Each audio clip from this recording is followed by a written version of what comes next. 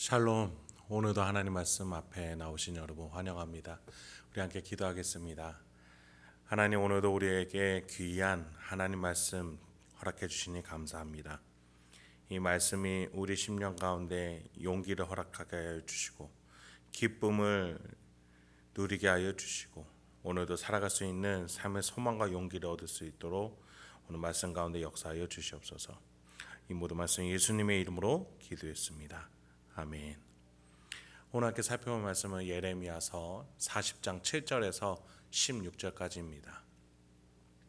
예레미야서 40장 7절에서 16절까지 한번 살펴보도록 하겠습니다.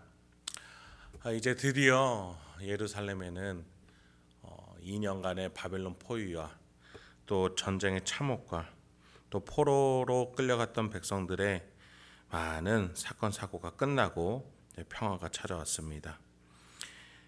그리고 이제 바벨론이 유다 총독을 세운 그다랴를 중심으로 사람들이 모이기 시작합니다.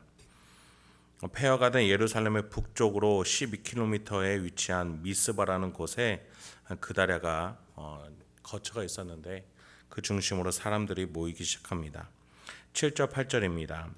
들에 있는 모든 지휘관과 그 부하들이 바벨론의 왕이 아히감의 아들 그다랴에게 그 땅을 맡기고 남녀와 유아와 바벨론으로 잡혀가지 아니한 빈민을 그에게 위임하였다 함을 듣고 그들 곧 느다냐의 아들 이스마엘과 가레야의 아들 두 아들 요하난과 요나단과 다누 메세 아들 스라야와 느도바 사람 에베의 아들들과 마아가 사람의 아들 여사냐와 그들의 사람들이 미스바로 가서 그다랴에게 이르니, 여기서 우리는 이스마엘과 요하난이라는 이름을 기억할 필요가 있습니다. 그 배경을 먼저 설명드리자면 바벨론으로 인해서 예루살렘이 망했다라는 사실을 안 암몬 족속이 있었습니다. 그들 또한 반 바벨론 정책을 가지고 있었습니다.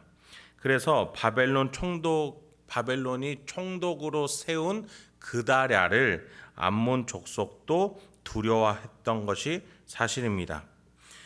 그리고 예루살렘 주변으로는 끝까지 항전하다 도망간 이스마엘 왕족이 있었습니다. 자신의 가족 친지 모두가 포로로 끌려간 마당에 도망자 신세가 되었죠. 그런데 알고 봤더니 그다랴라는 사람이 바벨론 느부갓네살 왕이 총독으로 임명해서 유다의 왕처럼 있다라는 것을 알았다는 겁니다. 그러면 어떻겠습니까? 부정적 시각이 너무나도 가득하겠죠. 우리가 오늘 본문의 뒷부분에서 오늘 본문 이후의 부분에서 확인할 수 있는데, 결국 이스마엘은 함께한 사람들과 함께 그다랴를 암살하고 도망치게 됩니다. 그들 또한 하나님의 심판과 예레미야의 예언을 받아들이지 않았던 이들이었기 때문에 바벨론에게 저항하고 이 왕국을 지키려고 했었던 것이죠. 어쨌든 그다랴와 이스마엘이 만났을 당시 그다랴는 이런 이스마엘의 부정적 정서를 모른 채로 9절부터 10절까지 바벨론에게 순종할 것을 요구합니다. 사반의 손자 아히감의 아들 그다랴가 그들과 그들의 사람들에게 맹세하여 이르되, 너희는 갈대아 사람을 섬기기를 두려워하지 말고 이 땅에 살면서 바벨론의 왕을 섬기라. 그리하면 너희에게 유익하리라. 보라, 나는 미스바에 살면서 우리에게로 오는 갈대아 사람을 섬기리니 너희는 포도주와 여름과일과 기름을 모아 그릇에 저장하고 너희가 얻은 성읍들에 살라 하니라. 그다랴는 유다를 잘 다스리기 위해서 모인 이들을 통솔하고자 합니다. 갈대아인을 섬기는 것이 지금 가장 선한 길임을 맹세하면서 말이죠. 그다랴가 바벨론을 섬기라고 말하면 말할수록 도망쳤던 군사들은 어떻겠습니까? 더 분노했을 겁니다. 그들은 본래 그다랴와 함께 다시 독립해서 유다라는 나라를 세우기를 바랬을 겁니다. 그러나 그다랴는 그런 생각이 없었음을 알고 이스마엘과 그 부류들은 일단은 적당한 때와 장소를 기다려 보기로 합니다. 이제 11절과 12절에서는 각지에 흩어졌던 유다 민족들이 그다랴를 중심으로 해서 모이기 시작합니다. 모압과 암몬 자손 중과 에돔과 모든 지방에 있는 유다 사람도 바벨론의 왕이 유다에 사람을 남겨둔 것과 사반의 손자 아히감의 아들 그다랴를 그들을 위하여 세웠다 함을 듣고 그 모든 유다 사람이 쫓겨났던 각처에서 돌아와 유다 땅 미스바에 사는 그다랴에게 이르러 포도주와 여름과일을 심히 많이 모으니라. 흩어진 유다 민족들이 모여서 포로로 끌려간 사람들의 밭과 집에서 농작물을 얻고 그 빈집으로 들어가 생활 거처를 얻을 수 있게 됐습니다. 예루살렘에 모여있던 이들은, 그리고 또 포로로 잡혀간 이들은 대부분 정치 종교계에서 고위직이나 상류층이었을 겁니다. 그들은 왕과 함께 포로로 끌려갔던 것이죠. 그들의 부정부패에 대해서 하나님은 예레미야를 통해서 그간 계속해서 이렇게 말씀하셨습니다. 도둑이 붙들리며 수치를 당한 같이 이스라엘 집 곧 그들의 왕들과 지도자들과 제사장들과 선지자들이 수치를 당하였느니라. 도둑같이 그들이 똑같이 수치를 당할 거다. 그들이 곧 도둑이었다라는 겁니다. 하나님의 백성에서 하나님의 뜻대로 재물과 재화와 음식과 여러 가지를 나눠서 써야 되는데 그들은 자기 사리 사욕을 위해서 또 우상 숭배하면서 하나님의 것을, 하나님의 백성의 것을 훔쳐갔던 도둑이었고 그들은 그래서 이와 같은 수치를 당하며 심판을 당하고 만 것이지요. 하나님의 예언이 성취가 된 것입니다. 여러분, 하나님께서는 사람을 높이시기도 하시고 낮추시기도 하시는 분이심을 기억해야 합니다. 하나님은 일을 일으키시고 약속하시고 또 이뤄가시며 마침내 성취하시는 분이심을 믿어야 하겠습니다. 그다랴가 이 지점에서 참으로 아쉽습니다. 우리가 어제 본문에서 바벨론의 사령과 느부사라단이 예레미야를 라마 지점에서 멈추게 하고 결박을 풀어주면서 무엇이라고 말했습니까? 너희 민족이 이렇게 심판을 당한 것은 하나님께 순종하지 않아서이다. 너무나 명확하게 예레미야 앞에서 말했죠. 오늘 이 지점에서 그다랴가 사람들이 모였을 때에 뭐라고 먼저 말했어야 했을까요? 하나님 앞에서 우리가 순종하지 않았기 때문에 이제 우리는 다시 새 출발하는 입장에서 하나님께 순종해야 합니다. 저 폐허 앞에서, 이 멸망된 왕국 앞에서, 무너진 성벽 앞에서 하나님께 순종하지 않았던 것들을 회개하며 새 출발해야 합니다. 그 메시지가 있었다면 얼마나 좋았을까요? 그러나 그다랴 입에서는 바벨론에게 순종할 것을 요구하는 그 메시지밖에 없었습니다. 우리 13절부터 15절로 이어집니다. 가레아의 아들 요하난과 들에 있던 모든 군 지휘관들이 미스바에 사는 그다랴에게 이르러 그에게 이르되 암몬 자손의 왕 바알리스가 내 생명을 빼앗으려 하여 느다냐의 아들 이스마엘을 보낸 줄을 네가 아느냐 하되 아히감의 아들 그다랴가 믿지 아니한지라. 가레아의 아들 요하난이 미스바에서 그다랴에게 비밀이 말하여 이르되 청하노니 내가 가서 사람이 모르게 느다냐의 아들 이스마엘을 죽이게 하라. 어찌하여 그가 내 생명을 빼앗게 하여 내게 모인 모든 유다 사람을 흩어지게 하며 유다의 남은 자로 멸망을 당하게 하랴 하니라. 지금 이렇게 말하는 요하난의 말이 맞죠. 지금 이제 다시 나라가 수습되고 재정비하는 입장에서 사람이 모이기 시작했습니다. 여기에서 그다랴는 자신의 왕권을 제대로 세워서 왕국이 이제 다시금 첫 발걸음부터 나갈 수 있게 해야만 했습니다. 그런 점에서 이스마엘 왕족을 보필했던 요하난은 이 이스마엘이 얼마나 그다랴에게 부정적인 시각을 갖고 있었고 또 우리가 본문에서 살핀 바와 같이 암몬 족속으로부터 사주를 받아서 그다랴를 암살할 계획을 짜고 있었던 것까지 알고 있었던 게 요하난이었습니다.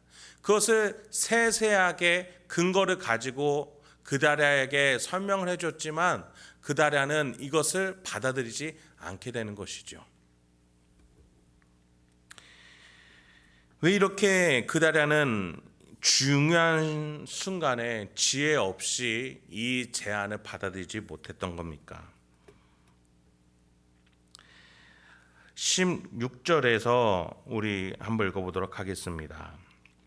그러나 아이감의 아들 그다랴가 가레아의 아들 요하난에게 이르되 네가 이 일을 행하지 말 것이니라. 네가 이스마엘에 대하여 한 말은 진정이 아니니라 하니라.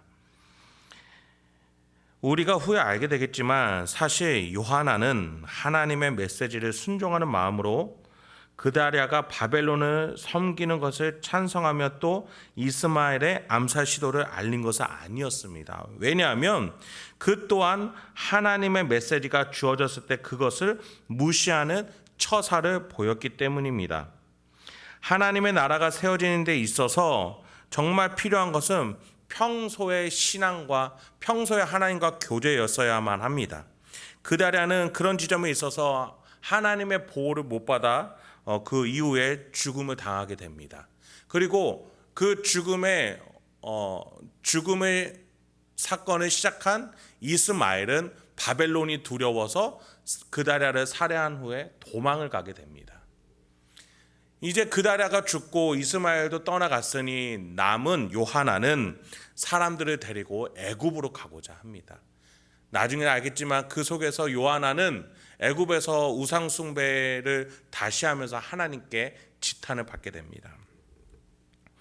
여러분, 하나님의 나라와 교회가 세워진 데 있어서는 항상 마귀는 언제나 틈새를 비집고 들어오려고 합니다. 그 틈새는 무엇입니까?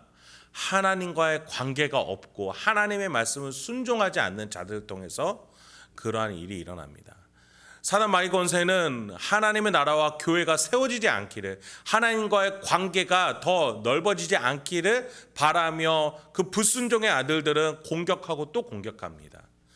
하나님과의 관계가 없고 말씀에 순종하지 않았던 그다랴와 또 이스마엘과 또 요하난, 이 세 사람의 정치 싸움 속에서 하나님의 나라는 더 피폐해지고 백성들은 더 궁핍해졌다는 것이죠. 그래서 우리 그리스도인들은 교회를 세워가는 데 있어서 우리가 이들과 같이 되지 않기 위해서 항상 하나님과의 관계, 또 하나님 말씀에 순종하는 매일매일의 삶을 살아낼 수 있어야 합니다. 그럴 때 가장 중요한 순간에, 정말 결정적인 순간에 우리가 예레미야처럼, 바룩처럼, 느부사라단처럼 하나님을 경외하는 마음으로 하나님의 말씀을 따르면서 하나님의 구속사에 참여하여서 하나님의 기뻐하시는 도구로 사용받을 수 있는 것이죠. 이제 말씀을 마치겠습니다. 우리가 항상 미리 준비되어 있기 소망합니다. 하나님에 대한 믿음, 교회를 통해서 예수 그리스도의 머리 되심, 또 성도 간의 아름다운 교제, 그리고 성령님과 매일의 교통, 이 매일매일의 삶으로 우리가 신자로서 준비되어 있을 때에 정말 도둑같이 임할 종말의 때에 예수님이 우리에게 오실 때에 우리는 부끄러움을 당하지 아니하고 정말 신랑으로서 오시는 그 주님을 기뻐하며 찬양하며 그 준비된 마음, 또 의롭게 인내로 그 눈물로 신앙을 버텼던 이 삶을 영광으로 올려드리며 함께 예수님과 하나님 앞으로 나아가게 될 줄을 믿습니다. 항상 우리에게 지혜로운 결정을 주시는 성령 하나님, 그 교제 속에서 또 십자가를 깨닫게 해주시며 그러므로 말미암아 하나님의 중요한 구속사의 기둥으로 우리를 세워주실 것을 믿음으로 고백하면서 오늘도 하나님과 또 말씀과 기도 속에서 살아가시는 저와 여러분이 되길 소망합니다. 이 시간에 함께 기도하겠습니다. 하나님, 오늘도 귀한 말씀 허락해 주시니 감사합니다. 우리가 우리 스스로 우리의 인생을 또 우리의 왕국을 나의 삶의 처소를 마련하려고 부단히 애를 쓰려 한들 그것은 세상 마귀 권세로부터 무너지고 또 넘어질 수밖에 없는 인생임을 고백합니다. 하나님의 말씀은 반석과 같습니다. 주춧돌과 같습니다. 무너지지 않은 줄 믿습니다. 우리가 하나님 말씀 안에서 또 예수 그리스도의 머리 되신 교회 안에서 하나님의 구속사 안에서 우리가 매일매일 하나님과 교제하면서 살아가게 해 주시옵소서. 우리의 삶을 사용하셔서 정말 구속사의 중요한 요소로, 기둥으로 정말 우리의 믿음과 신앙 고백과 삶을 사용하여 주시옵소서. 이 모든 말씀 예수님의 이름으로 기도했습니다. 아멘.